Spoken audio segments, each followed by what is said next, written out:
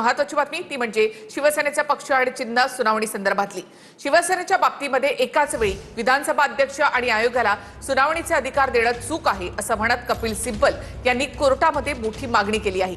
चंद्रचूड यांच्या 5 न्यायाधीशांच्या निर्णयावर सिब्बल यांनी बोट ठेवलं। विधानसभा अध्यक्षांनी आमदार अपात्र केले असते तर निवडणूक आयोगाच्या निर्णयावर देखील त्याचा परिणाम झाला असता असं सिब्बल म्हणाले। आता हे प्रकरण 7 न्यायमूर्तींच्या बेंचकडे सोपवण्याची मागणी सिब्बल यांनी केली। चंद्रचूड यांच्या 5 न्यायाधीशांच्या खंडपीठाने दिलेल्या निर्णयाचा निवडणूक आयोगाच्या निर्णयावर परिणाम झाला असंही सिब्बल म्हणाले। तर विधानसभा अध्यक्ष आणि निवडणूक आयोगात एकाच वेळी सुनावणी घेण्याचे अधिकार देणं चुकीचं आहे। विधानसभा अध्यक्षांपुढे आमदार अपात्र झाले असते तर आमदारांची संख्या कमी झाली असती। आमदार अपात्रतेमुळे निवडणूक आयोगाचा निर्णयही बदलला असता असाही युक्तिवाद सिब्बल यांनी केला। मात्र 2 निर्णय एकमेकांवर अवलंबून असताना एकाच वेळी सुनावणी झाली। पक्षांतर बंदी कायद्यानुसार शिंदेंसोबत गेलेले 39 आमदार अपात्र झाले असते तर निर्णय ठाकरेंच्या बाजूने गेला असता। तर चंद्रचूड यांच्या खंडपीठानं हा एकाच वेळी सुनावणी घेण्याचा निर्णय दिला होता असाही युक्तिवाद सिब्बल यांनी केला। यासह आता हे प्रकरण 7 न्यायाधीशांच्या बेंचकडे सोपवण्याची सिब्बल यांनी मागणी केली आहे। खटला वाढावा आणखी प्रलंबित राहावा म्हणून वेळ मागतायत। 7 न्यायाधीशांचं घटनापीठ निर्माण करा आणि त्यांच्याकडे तुम्ही हा खटला सुपूर्द करा अशा पद्धतीची वक्तव्य करता जेणेकरून या खटल्याचा निकाल लागण्याकरता विलंब लागेल आणि त्यानंतर पुन्हा हे रडायला मोकळे, सकाळी भुंकायला मोकळे। हे सर्व प्रकार हे हरणार आहेत हे यांना माहीत आहे। याकरता या गोष्टी केल्या जातात। आमदार, खासदार, पदाधिकारी, कार्यकर्ते, नगरसेवक आज 90% वरती एकनाथ शिंदे साहेबांचं नेतृत्व सगळ्यांनी मान्य केलंय, त्यांच्यासोबत सगळे काम करतात। अपात्र होणाऱ्या व्यक्तीला निवडणूक आयोगानं मुख्यमंत्री बनू दिलं असं सिब्बल म्हणाले। यासह शिंदेंना मुख्यमंत्री पद दिल्यानंतर बऱ्याच गोष्टी घडल्या। निवडणूक आयोगानं सरसकट पक्ष चिन्ह शिंदेंना दिलं। आयोगानं परस्पर निर्णय कसा घेतला असाही सवाल सिब्बल यांनी केलाय। तर हे प्रकरण आमच्या बाजूने आहे कारण आम्हाला आयोगानं कोणतीही नोटीस दिलेली नाही। घडलेल्या घडामोडी पाहता त्यांना राजकीय मदत झाली असंही सिब्बल यांनी म्हटलंय। तर पक्षानं आमदारांना अपात्र करण्याची मागणी अध्यक्षांकडे केली होती। विधानसभा अध्यक्षांनी आमदारांना अपात्र केलं नाही। शिंदेंनी 2018ची पक्षाची घटना मान्य केली होती असंही सिब्बल यांनी यावेळी म्हटलं। तर पक्षाच्या घटनेनुसार शिंदे गटनेते झाले, पक्ष तिकिटावर निवडणूक लढली आणि त्याचा उपभोगही घेतला। फुटीनंतर पक्षाची घटना मान्य नाही हे म्हणणं आता चुकीचं असल्याचं सिब्बल यांनी म्हटलं। नाही, निवडणूक आयोगाने शेण खाल्लेलंच आहे आणि त्या शेणाची किंमत सकाळी मी आकडा सांगितला किती 1000 कोटीचा आहे। हा भ्रष्टाचार आहे फार मोठा। देशाच्या संविधानावरती हात ठेवून केलेला हा भ्रष्टाचार आहे। मी तेच म्हणतोय की पूर्णपणे बेकायदेशीर एक मार्ग, हा बेकायदेशीर मार्ग त्यांनी तयार केला। त्या मार्गावरून ते गेले आणि एका बेकायदेशीर गटाला पक्ष म्हणून मान्यता दिली आणि चिन्हही दिलं आमचं त्यांना। निवडणूक आयोगाचा निर्णय हा आधीच ठरला होता। तो निर्णय ठरावा यासाठी फार मोठं षडयंत्र रचलं गेलं आणि निवडणूक ठरल्यावरती हे लोक गुवाहाटीला गेले। निकाल आधी ठरला आणि नंतर हे लोक गुवाहाटीला गेले, हे तुम्हाला मी सांगतो। पंजाबचे माजी उपमुख्यमंत्री सुखबीर सिंह बादल यांच्यावर नांदेडमध्ये जीवघेणा हल्ला झाला। गुरुद्वारामध्ये फिरत असताना त्यांच्यावर हा हल्ला करण्यात आला आहे। आरोपी जसपाल सिंगला अटक करण्यात आली आहे। पंतप्रधानांसह मुख्यमंत्री फडणवीसांनी सुखबीर सिंह बादल यांच्या प्रकृतीची विचारपूस केली।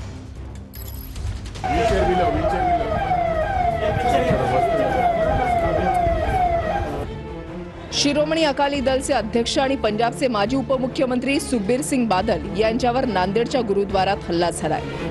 नांदेड साहिब गुरुद्वारात निहंग गटानं त्यांच्यावर शस्त्रानं हल्ला केल्याची माहिती समोर आली आहे। सुखबीर सिंग बादल पत्नी आणि शिरोमणी अकाली दलाच्या खासदार हरसिमरत कौर बादल यांच्यासह गुरुद्वारामध्ये आले होते।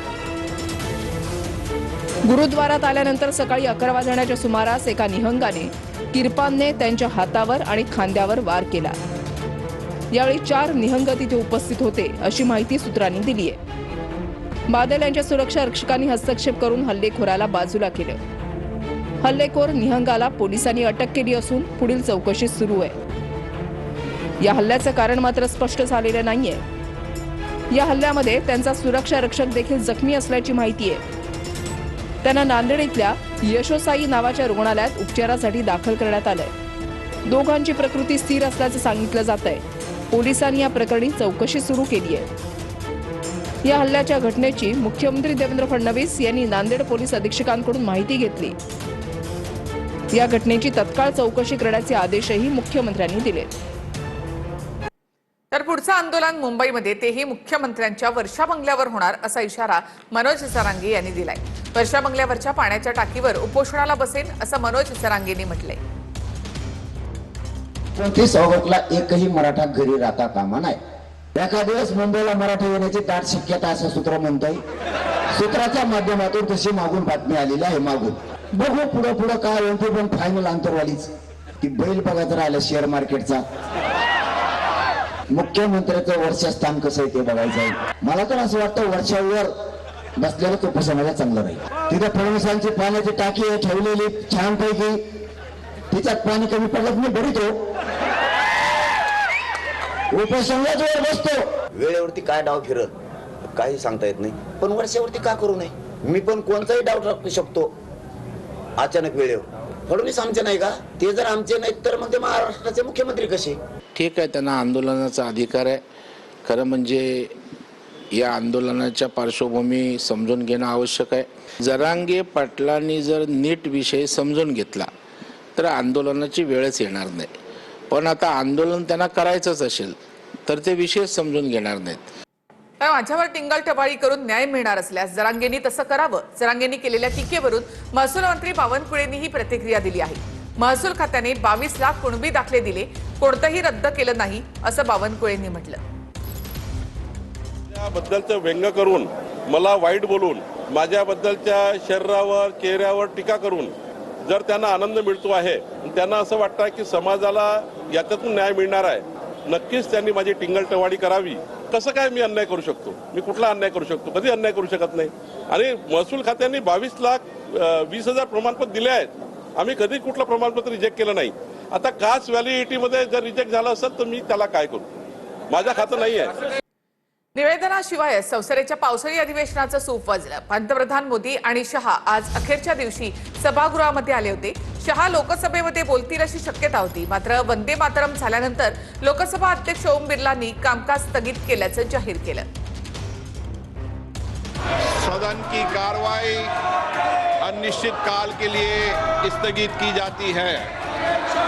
पावसाळी अधिवेशनाच्या शेवटच्या दिवशी लोकसभेत कोणतीही चर्चा न होताच कामकाज अनिश्चित काळासाठी स्थगित करण्यात आले. पंतप्रधान मोदी आणि शहा आज अखेरच्या दिवशी सभागृहात आले होते.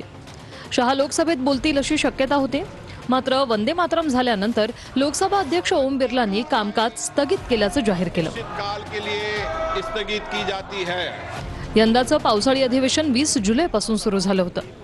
अयोध्येतील राम मंदिरात झालेली दानचोरी आणि जंतर मंतरवर झालेल्या विद्यार्थी आंदोलन यामुळे विरोधकांनी पहिल्या दिवसापासून सरकारला घेरण्यास सुरुवात केली होती. 20 जुलैला जंतर मंतरवर लाठीचार्ज झाल्यानंतर विरोधक चांगलेच आक्रमक झाले. याच काळात विरोधी पक्षनेते राहुल गांधींच्या नेतृत्वात विरोधकांनी पंतप्रधान मोदींच्या निवासस्थानाबाहेर आंदोलन केलं. मोदी शहा लोकसभेच्या सभागृहात येत नाही यावरून विरोधकांनी जोरदार प्रश्न विचारले.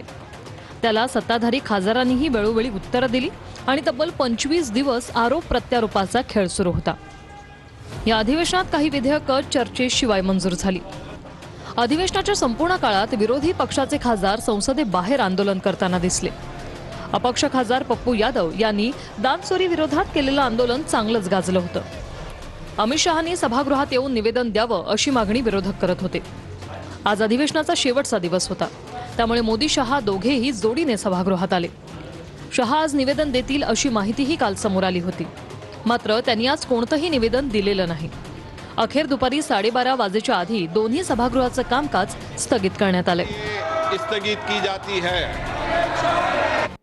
इराण अमेरिका युद्धामध्ये पाकिस्तान मध्यस्थ बनलेला आहे. मोदी फक्त बघत बसले अशी टीका राहुल गांधींनी केली. तर मोदी शहांना राजीनामा देईपर्यंत झोपू देणार नाही असा इशारा राहुल गांधींनी दिलाय. ईरान हमारा पुराना दोस्त, अमेरिका हमारा दोस्त, रशिया हमारा दोस्त, चलो भैया हम रेलेवेंट बन जाते हैं, इनकी दोस्ती बनाते हैं। हुआ क्या? नहीं हुआ क्या, पाकिस्तान ने हमें जगह उठा के ले गया। जो मीडिएटर पाकिस्तान बन गया और हिंदुस्तान, मोदी जी देखते रह गए। ये हुआ क्या भाई, ये कैसे हुआ? मैं आपको बता रहा हूं, आप लिख लो, जिस दिन तक नरेंद्र मोदी अपना इस्तीफा नहीं देंगे, अमित शाह नहीं हटेगा, उस दिन तक नरेंद्र मोदी और अमित शाह नहीं सो पाएंगे। उनको हम जगा के रखेंगे, पूरी रात जगा के रखेंगे, जब तक वो कोलैप्स करके कहें कि भैया ये हमारी बस की नहीं है, माफ करो, छोड़ दो हमें।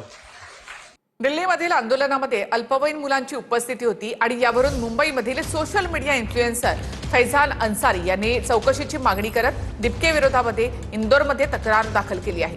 दिपकेंवर पोक्सो अंतर्गत गुन्हा दाखल करण्याची मागणी करण्यात आली।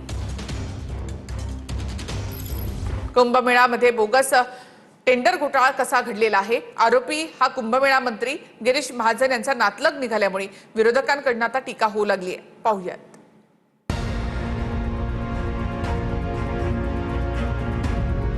ज्या कुंभमेळ्यासाठी महाराष्ट्र सरकारनं तब्बल 35,000 कोटींची तरतूद केली आहे, त्याच कुंभमेळ्याच्या नावानं कोट्यवधींच्या कामाचे बोगस टेंडर काढल्या गेल्याच्या प्रकारानं सर्वांनाच धक्का बसलाय। धक्कादायक प्रकार म्हणजे आरोपी तनय महाजन हा ज्यांच्यावर कुंभाची जबाबदारी सोपवली गेली आहे, त्याच कुंभमेळा मंत्री गिरीश महाजनांचा नातलग निघाल्यानं विरोधक सवाल करू लागले। नेमका घोटाळा झाला कसा ते ग्राफिक्सद्वारे समजून घेऊया। आरोपी तनय महाजननं काही लोकांना आपण स्वतः कुंभमेळा कामाचे टेंडर वाटत असल्याचं खोटं सांगितलं। कामाच्या टेंडरपोटी काही लोक तनय महाजनकडे पोहोचले। महाराष्ट्र सरकारच्या नावे कुंभमेळ्याची 530 कोटींची खोटी कागदपत्र तयार करून त्यावर आरोपीनं आयुक्त प्रवीण गेडाम यांची खोटी स्वाक्षरी केली। ते खोटे कागदपत्र समोरच्या व्यक्तीला दिले आणि त्या मोबदल्यात जवळपास 3 कोटी रुपये उकळले। हा सर्व प्रकार उघडकीस आल्यानंतर पोलिसांनी तनय महाजनसह एकाला अटक केली आहे। तनय महाजन हा भाजप नेते आणि कुंभमेळा मंत्री गिरीश महाजनांचा नातलग लागतो। 12वी पर्यंत शिक्षण धुळे जिल्ह्यातल्या शिरपूरमध्ये झालंय। तो जामनेरमध्ये पाचोरा बोधवड चौफुली जवळच्या ओमकारेश्वर पार्कमध्ये राहतो।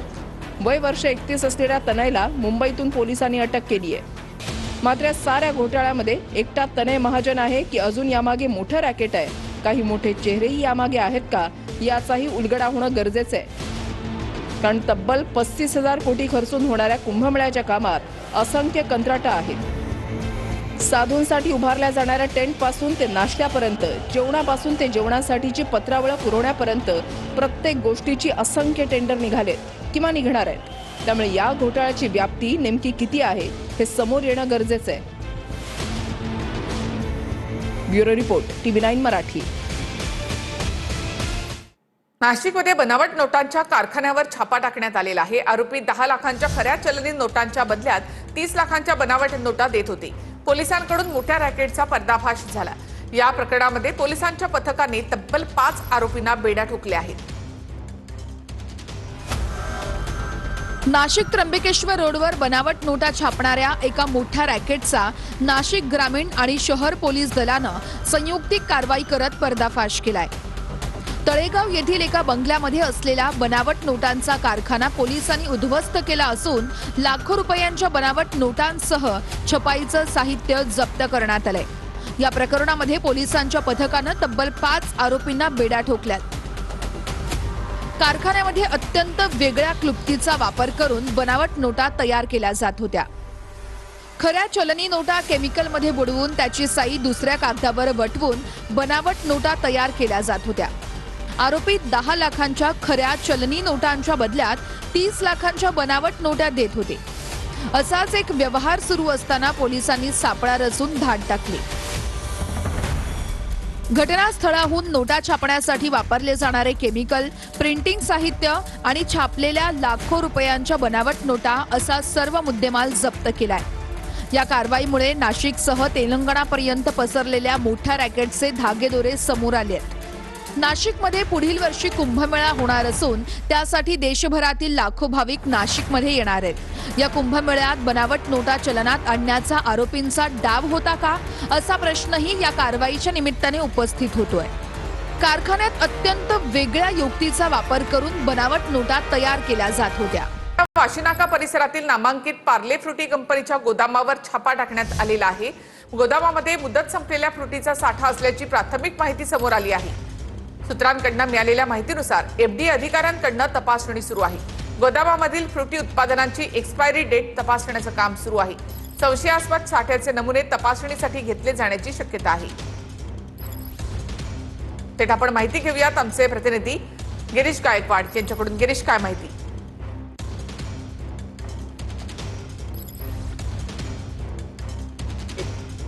कारवाई सुरू आहे। 7 ते 11 मध्ये या ठिकाणी दाखल झालेले आहेत। एक गरजे सदानजवळील